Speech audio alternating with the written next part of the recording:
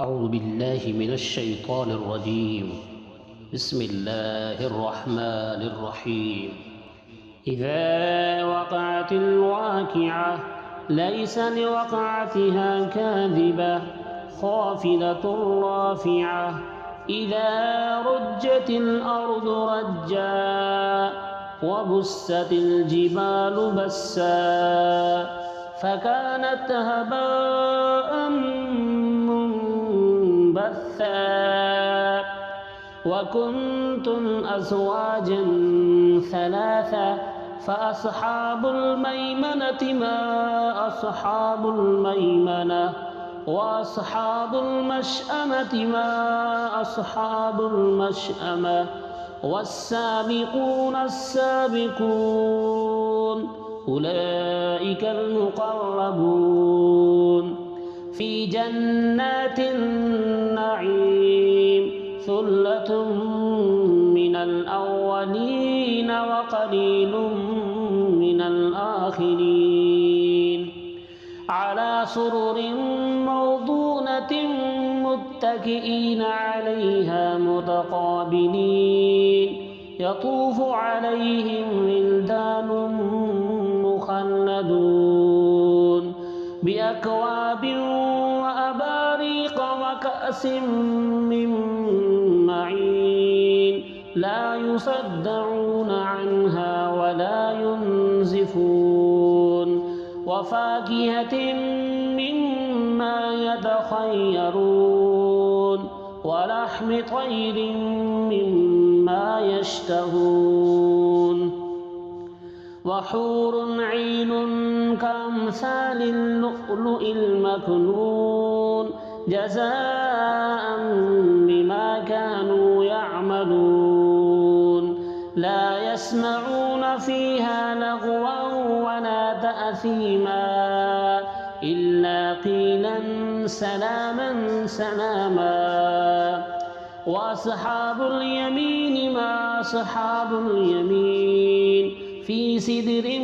مخضود وطلح منضود وظل ممدود وماء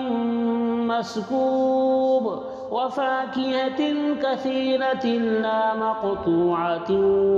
ولا ممنوعة وفرش مرفوعة إنا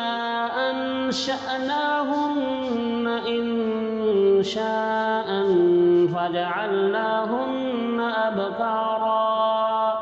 عربا أترابا لأصحاب اليمين ثلة من الأولين وثلة من الآخرين وأصحاب الشمال ما أصحاب الشمال في سموم وحميم وظل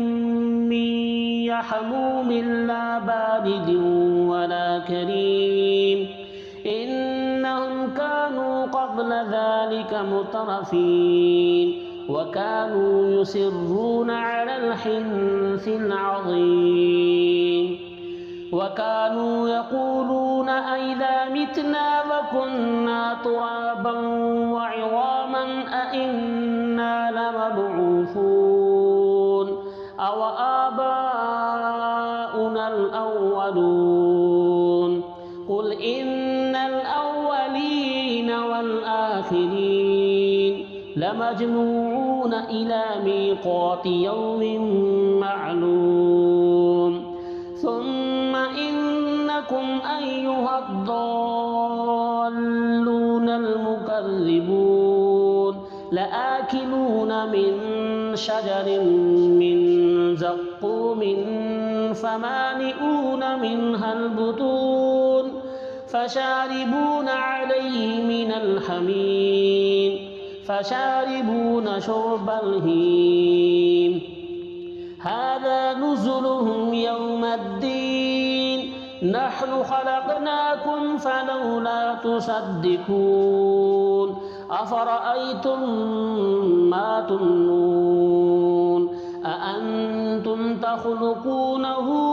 أم نحن نحن الخالقون نحن قدرنا بينكم الموت وما نحن بمسبوقين على أن نبدل أمثالكم وننشئكم فيما لا تعلمون ولقد علمتم النشأة الأولى فلولا تذكرون أفرأيتم ما تحرثون أأنتم تزرعونه أم نحن الزارعون لو نشاء لجعلناه حطاما فظلتم تفكرون إنا لمغرمون بل نحن محرومون أفرأيتم الماء الذي تشربون أأنتم أنزلتموه من المزن أم نحن المنزلون لو نشاء جعلناه أجاجا فلولا تشكرون أفرأيتم النار التي تورون أأنتم أنشأتم شجرتها أم نحن المنشئون نحن جعلناها تذكرة ومتاعا للمقوين فسبح باسم ربك العظيم فلا أقسم بمواقع النجوم وإنه لقسم لو تعلمون عظيم إنه لقرآن كريم في كتاب مكنون لا يمسه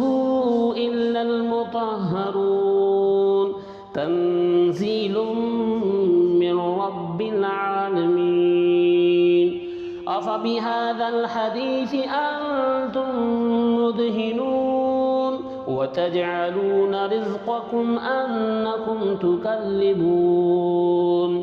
فلولا إذا بلغت الحلقوم وأنتم حينئذ تنظرون ونحن أقرب إليه منكم ولكن لا تبصرون فلولا إن كنتم غير مدينين ترجعونها إن كنتم صادقين فأما إن كان من المقربين فروح وريحان وجنة نعيم وأما إن كان من أصحاب اليمين فسلام لك من أصحاب اليمين وأما إن كان من المكذبين الضالين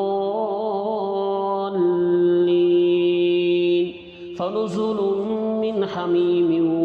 وتصلية جحيم إن هذا لهو حق اليقين فسبح باسم ربك العظيم.